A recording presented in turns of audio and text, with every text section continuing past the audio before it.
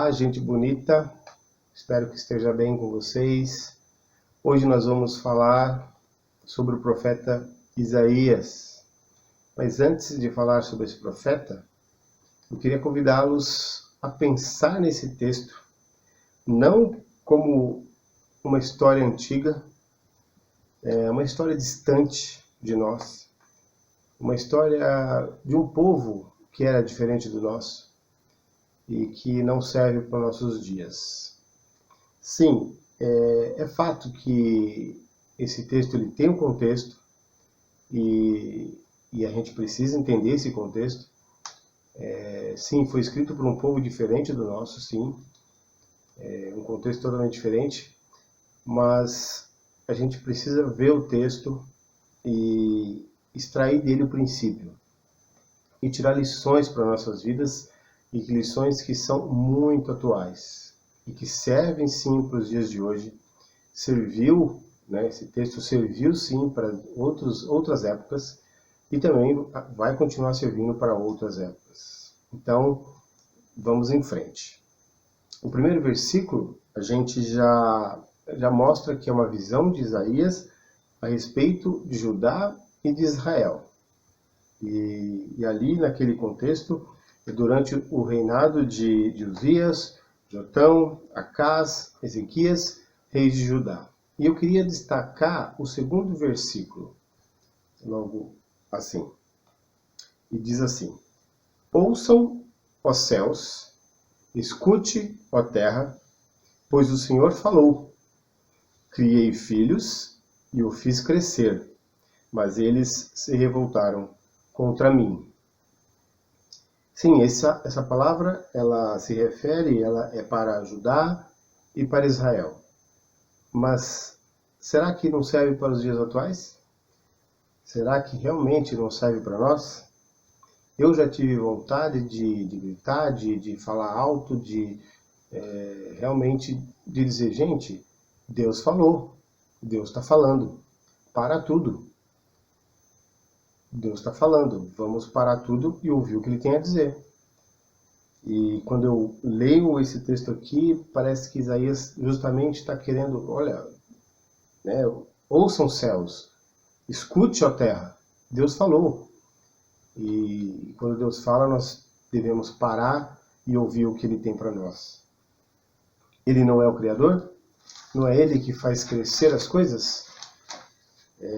Nós olhamos em nossa volta, nós olhamos para esse mundo e o que nós vemos?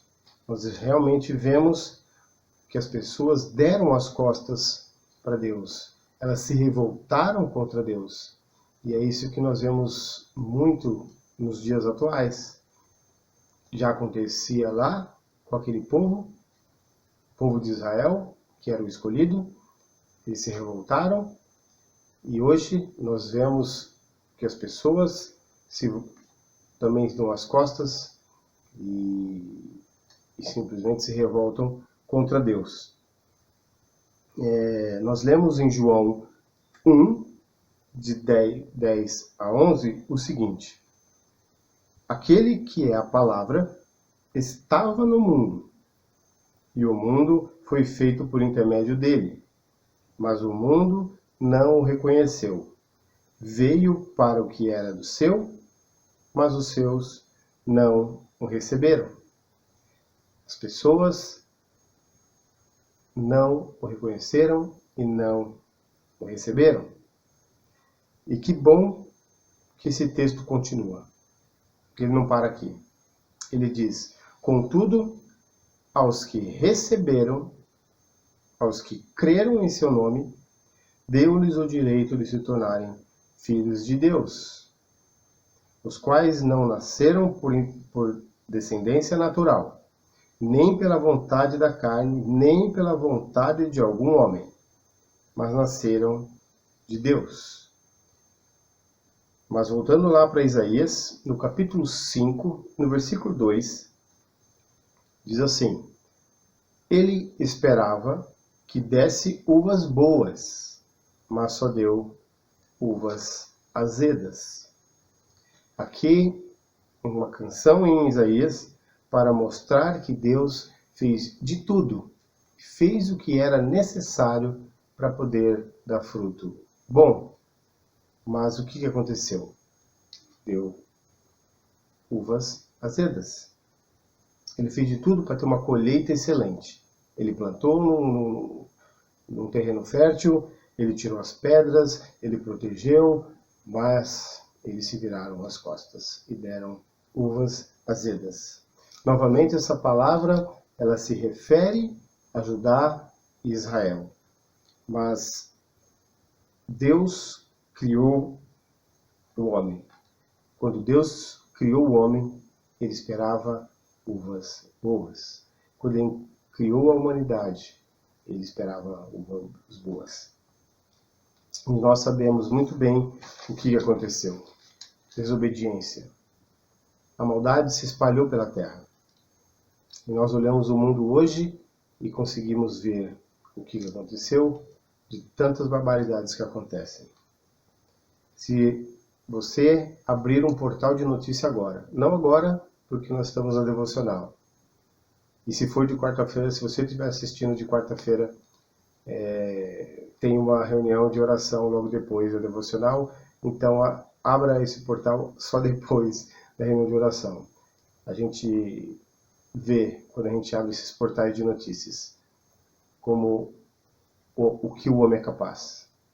Quantas barbaridades nós podemos ver, quantas guerras e quantas loucuras que os homens fazem quando estão longe de Deus.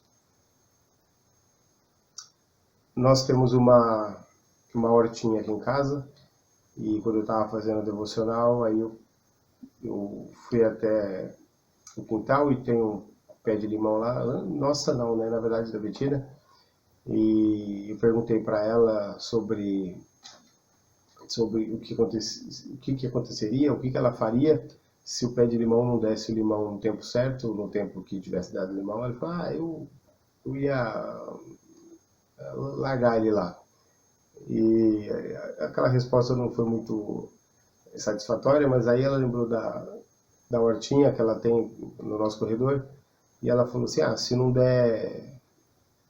não vingar, né, se não der o que tinha que dar, ela arranca tudo e planta uma nova.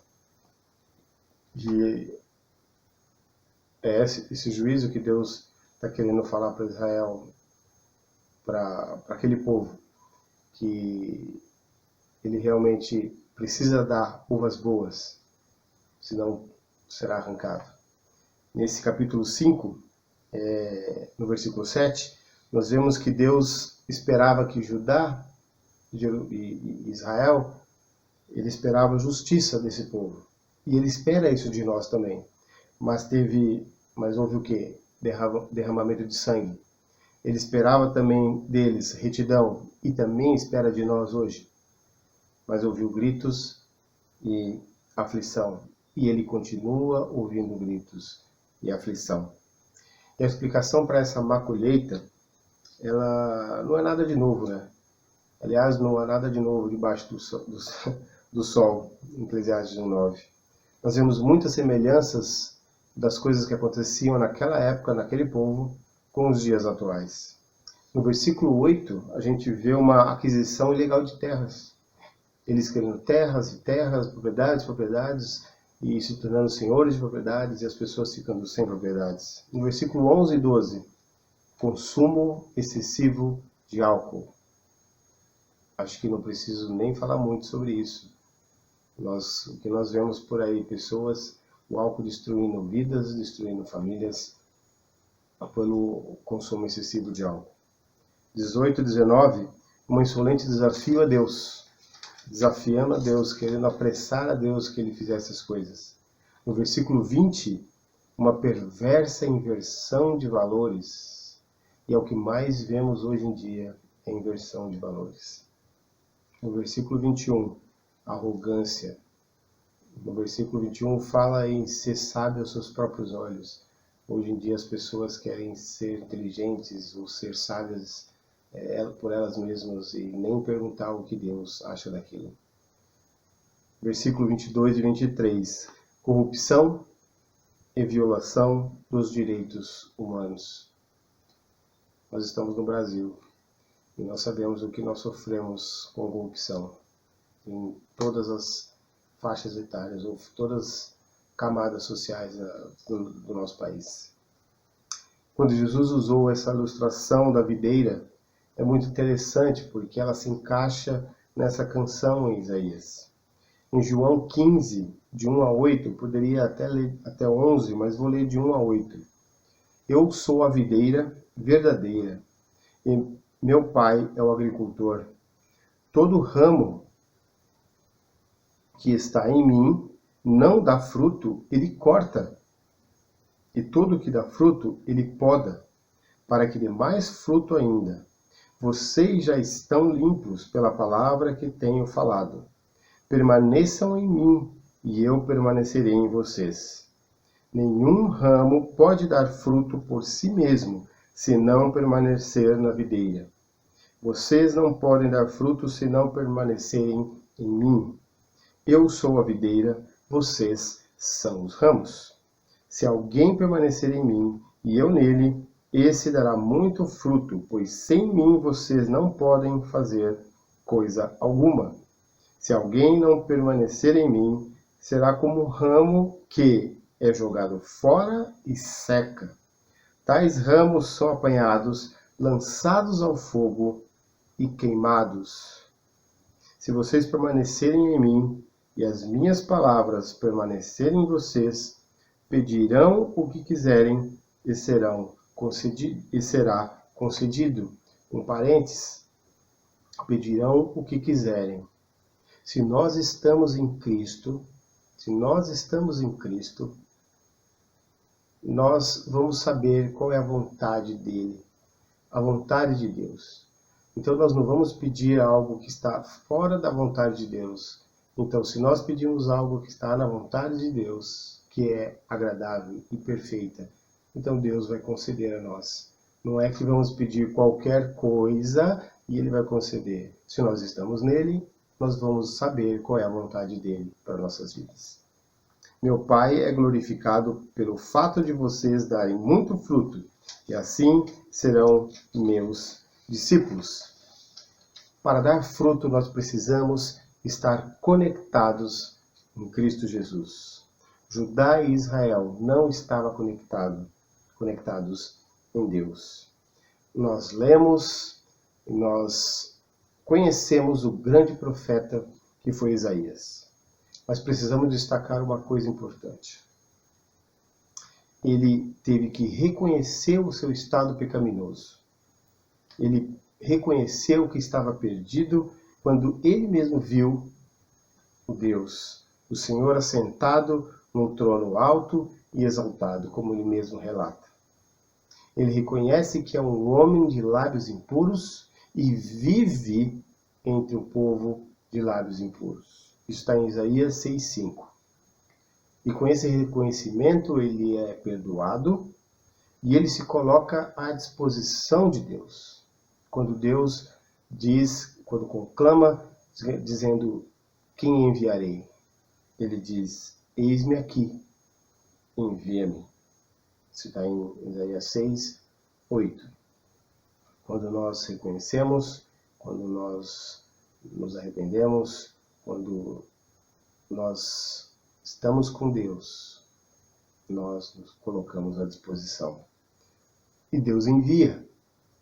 Logo em seguida, Deus diz, vá e diga ao povo. E aqui, a gente pode pensar o seguinte, a gente pode pensar e questionar. Ah, mas eu não sou Isaías. Eu não sou um profeta. Eu não sou pastor. Eu não sou missionário. Eu não sou um líder. Caro irmão, cara irmã, tem uma coisa para dizer para vocês. A Bíblia é uma só e ela é lindamente conectada. Uma mensagem que aparentemente é para uma pessoa, para um povo, ou para um contexto histórico ali. Sim, ele tem um contexto histórico, mas o princípio é atemporal. não tem tempo. No princípio, ele serve para todas as épocas. E eu queria agora ler com vocês 2 Coríntios 5, 17 a 21. Portanto, se alguém está em Cristo, uma pausa, alguém está em Cristo. Acabamos de ler sobre a videira. De novo. Portanto, se alguém está em Cristo, é nova criação. As coisas antigas já passaram. Eis que surgiram coisas novas. Poxa, mas aí você fala, mas Brau, que é isso? Ficou louco? Se perdeu? O que tem a ver com o chamado de Isaías? Vamos continuar lendo. O 18. Esse versículo 17, ele é muito conhecido, o pessoal coloca, em camisa ou adesivo, é muito bem conhecido, mas a gente precisa continuar o texto. E continua, 18. Tudo isso provém de Deus, que nos reconciliou consigo mesmo por meio de Cristo e nos deu o ministério da reconciliação. Ou seja, que Deus em Cristo estava reconciliando consigo o mundo, não levando em conta os pecados dos homens. Posso ouvir um amém? Aleluia? Como Deus é maravilhoso. Ele não leva em conta os nossos pecados. Porque se levasse... Então, repetindo, não levando em conta os pecados dos homens, e nos confiou a mensagem da reconciliação. Ele nos confiou a mensagem da reconciliação. Portanto, somos embaixadores de Cristo, como se Deus estivesse fazendo o seu apelo por nosso intermédio. Eu fui no dicionário e para ver a definição de embaixador. E a definição é a categoria hierarquicamente mais importante de representante diplomático de um Estado junto ao outro. Irmão e irmã, você é a categoria hierarquicamente mais importante. Você é um representante de Cristo aqui na Terra. E continuando a definição, tem qualquer pessoa que está encarregada de uma missão. Eu, você, nós, que somos de Cristo, seu povo, nós temos essa missão de levar o amor, o Evangelho às outras pessoas. Em Isaías 6,8, lá diz, então ouvi a voz do Senhor conclamando, como eu comentei antes, quem enviarei? Quem irá por nós? Isaías disse, estou aqui, envia-me. Nós, embaixadores de Cristo, devemos falar a mesma frase de Isaías, e nos colocar na mesma disposição. Eis-me aqui, envia-me. E continuando, portanto não, por amor a Cristo, suplicamos, reconciliem-se com Deus. Podia terminar aqui, mas esse capítulo termina no último versículo, que é extremamente importante. Deus tornou pecado por nós aquele que não tinha pecado, nosso Senhor Jesus, para que ele nos tornássemos justiça de Deus. Nós somos embaixadores e devemos nos colocar à disposição de Deus. Eis-me aqui, envia-me, Senhor. E por isso nós temos um desafio da fé. Isaías 7,9 diz assim, se vocês não ficarem firmes na fé, com certeza não resistirão. Novamente, lembramos que essa mensagem tem um contexto histórico. E essa mensagem é para o rei Acaz, que sofria com os ataques dos outros reis. Mas essa mensagem serve muito para nós. E hoje mais ainda, né? Nós não recebemos ataques de reis, até porque nós somos reis, mas nós recebemos o ataque de uma doença, de um vírus, que traz insegurança, que traz incerteza, medo ou coisas desse tipo. E semana passada eu assisti uma live em que a Lelita participou. E foi muito interessante porque ela falou sobre essa questão de insegurança, com outras palavras, mas ela falou sobre esse assunto.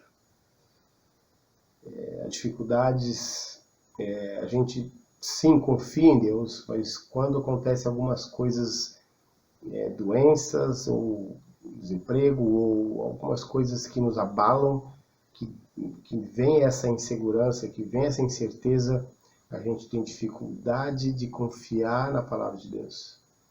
A gente se pergunta, né? A gente fala, o que vai ser de mim sem aquela pessoa? O que vai ser de nós? E aí a gente tem essa dificuldade, a gente reconhece que tem essa dificuldade. E não é fácil. Mas a palavra de Deus, ela é verdadeira. E Ele estará conosco em todos os momentos de nossas vidas. E a gente precisa realmente, como diz ali, confiar em Deus. Ficar firmes na fé. Continuando, e ouça que ele diz em Isaías 28:16.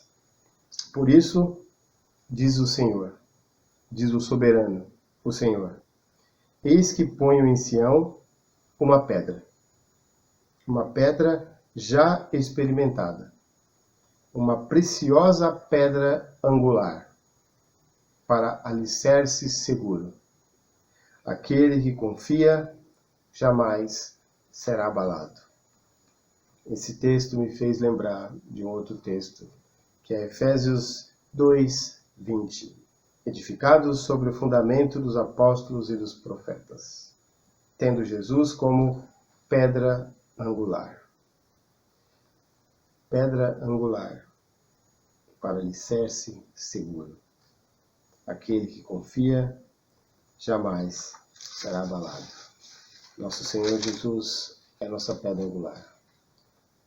Estejamos nela para que nós seguimos firmes, sem abalos.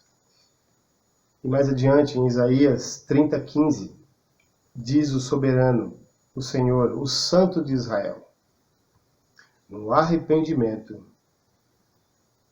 e no descanso está a salvação de vocês. Na quietude e na confiança está o seu vigor. O Senhor é Deus, o Senhor é Deus eterno. Ele é o nosso Criador, o Criador de toda a terra. Sendo Deus o Criador, a gente não pode duvidar do seu poder. Sendo Deus, sendo Ele o Deus da aliança, nós não podemos duvidar do seu amor. Esse Deus, Ele carrega os nossos fardos. Nós devemos lançar sobre Ele toda a nossa ansiedade, porque Ele tem cuidado de nós. Está em Pedro 5:7. 1 Pedro 5:7. Não duvide do Senhor, não duvide do nosso Pai, do nosso Senhor Jesus Cristo, Filho. Não duvide do Santo Espírito. Você, eu, nós temos uma tarefa. Nós somos embaixadores de Cristo. Nós temos que levar o Evangelho a todo aquele que não conhece a Cristo e que não reconhece Ele como Deus. E nós devemos fazer isso, levar o Evangelho a essas pessoas. E enquanto Cristo não vem, nós devemos, como cidadãos, como igreja, proclamar o amor de Cristo.